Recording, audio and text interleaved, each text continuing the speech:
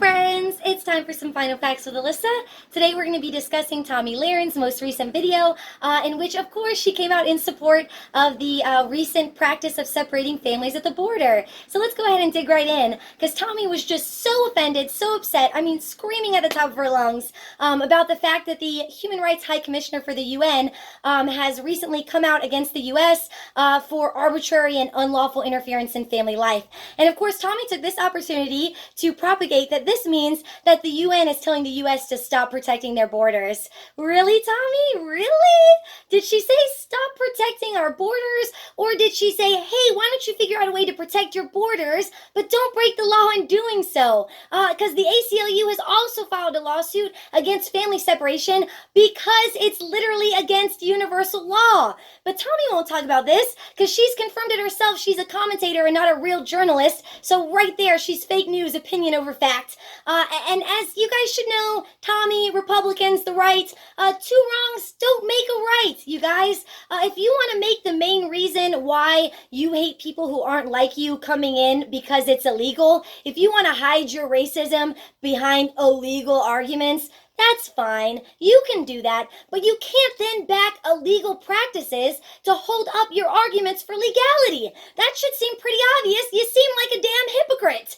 And of course, Tomi says no one likes the idea of separating children from their families. Clearly you do, Tomi. Clearly you do. If you're abandoning your allegiance to the law in order for you to feel personally safe from fears that are based in a facade. And I say that because I've already given the facts on this several times, and you're more than welcome to look up the statistics yourself. But Tomi, you as a white woman walking down the streets in America should be infinitely more scared of white American males than any foreigner. Come on. Tomi says there's a zero tolerance policy for illegal border crossing. This isn't inhumane. It's border enforcement. All right, honey, I ain't even gonna get into your fucked up definition of what's inhumane and what's not. But to me, I'll just talk about the border enforcement thing. To me, it doesn't really look like border enforcement. What it looks like is failing border enforcement. And why do I say this? Because we've already had confirmed reports that many of the detained immigrants that are going through this process and getting separated from their families, many of these families have actually been entering at appropriate checkpoints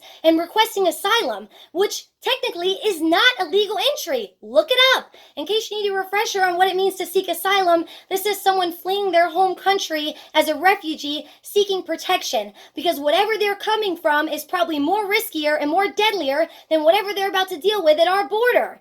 And you know, Trump doesn't even know what he should be doing with this at all. And you never even mentioned that, Tomi, because this whole time, the past couple of months at least, Trump has been enforcing this as a deterrent solution. But meanwhile, like just a couple of weeks ago, or just recently, he came out on Twitter and blamed all of this on bad legislation at the hand of the Democrats, when there isn't even any legislation around this to begin with.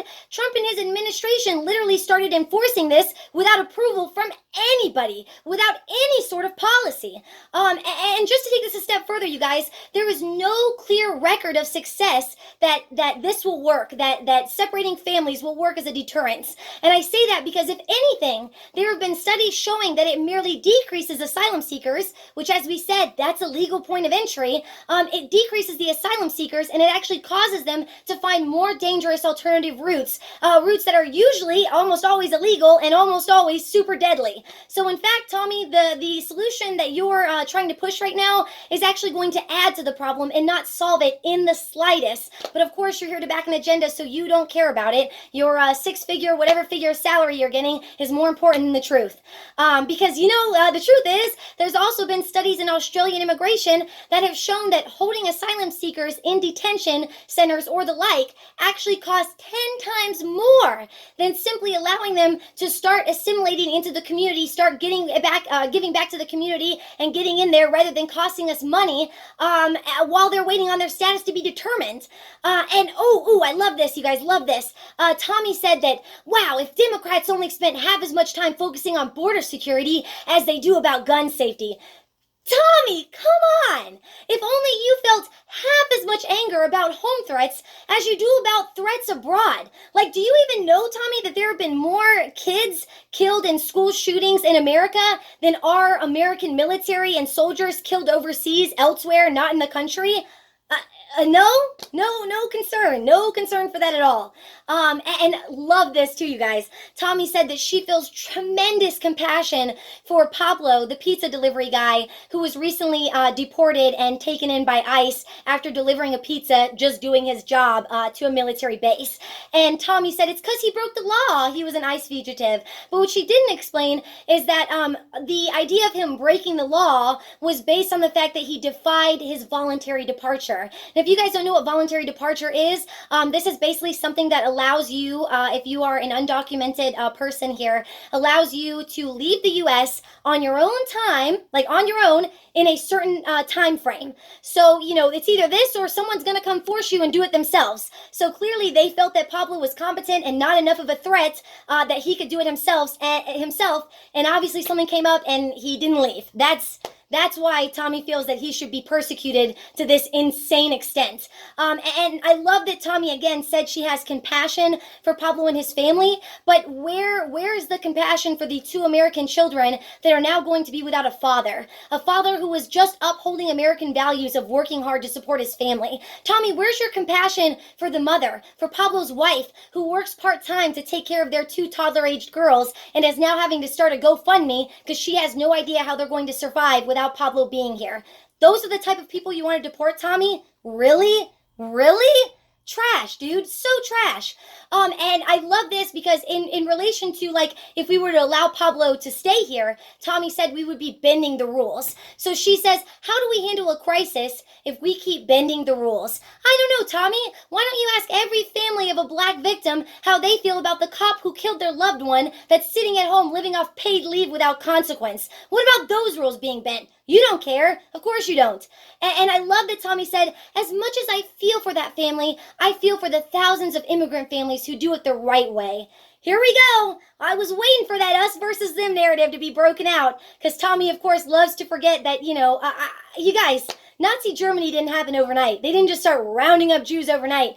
It started and flourished from a base of us versus them, we're superior, they're inferior rhetoric. And here's the deal. Those immigrants who did it the right way, they should be rightfully pissed that it took years, decades even, that it took thousands, maybe tens of thousands of dollars just to get here. It just goes to show that there really are 3 types of people in this world, you guys. There's people like Tomi. There's people like Tomi who have never suffered a day in her life, but she's successful, and she thinks she's successful because of her hard work. She can't acknowledge at all that there could be tons of privileges and opportunities that have been handed to her. The second type of people are the immigrants that came here the right way, that sacrifice their integrity and who they are and buy into Tomi's divisive rhetoric. And those are the people who have suffered, and they say, well, I suffered, so why shouldn't they? And then there's the last group of people, the third type of people, which I like to categorize myself as, and most of the left and Democrats as, and those are the people who have suffered,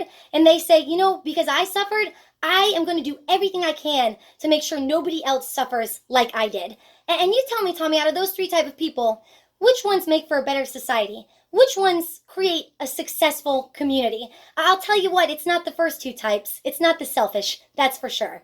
And let's say, because of course Tomi wanted to say, we all agree we need immigration reform. You're damn right, Tomi, we do. But how about this, Tomi? How about instead of propagating this shitty solution based in illegal tactics, why don't you take the time to try to understand the reasons why people come here illegally and take the time to empathize with them enough and have the strength, be able to uphold what's on Our Lady Liberty and figure out an immigration path that is not only effective but also efficient. In case you forgot, that says, give me your tired, your poor, your huddled masses yearning to breathe free, the wretched refuse of your teeming shore. Send those, the homeless, tempest-tossed, to me. I lift my lamp beside the golden door. Of course, you're going to conveniently forget that one, Tomi. Tomi says, don't journey through Mexico with your children. Don't put yourselves at risk. What Tomi means is, just stay in the probably dangerous situation that made you want to take this risk in the first place and die. Who cares? Tomi doesn't. And Tomi, yes, we are a nation of immigrants. She says, we're a nation of immigrants, but we also are a nation of laws. Tommy, first and foremost, we're a nation built from genocidal slave owners. And of course, you want to conveniently forget this history so we can repeat it, hence why I'm making this video. I mean, damn, Tommy, to be honest, I really feel that if you were around giving your final thoughts in the 1700s and the 1800s, like in the beginning of this country, you'd be the type of person to be advocating for slavery because that's what's legal, you guys. That's the law. Slavery's okay because it's legal. And I want to end this with a verse because, of course, Tommy says, God bless. God bless, says Tommy. So let's, I got this here. I'm going to read it to you guys. This is from the book of Matthew, chapter 18, the first couple of verses. The disciples came to Jesus and asked, "Who then is the greatest in the kingdom of heaven?" He called a little child to him and placed the child among them. He said, "Truly I tell you, unless you change and become like little children, you will never enter the kingdom of heaven. Therefore, whoever takes the lowly position of this child is the greatest in the kingdom of heaven. And whoever welcomes one such child in my name welcomes me." He goes on to say, if anyone causes one of these little ones to stumble, I'll spare you guys the piece there, but I'll just let you guys know that Jesus continues to say that anyone who causes one of these little ones to stumble should essentially tie a weight around their neck and jump into the sea. So I hope you remember that, Tommy. Don't forget about that verse there. Those were my final facts to your final thoughts. That's the truth. That's what it is. If you guys like what you see, check me out, Final Facts with Alyssa. Subscribe, like, check out my YouTube channel. Consider donating to my Patreon. There will be a link below. Trying to get enough money together to get some real camera equipment to help you girl out.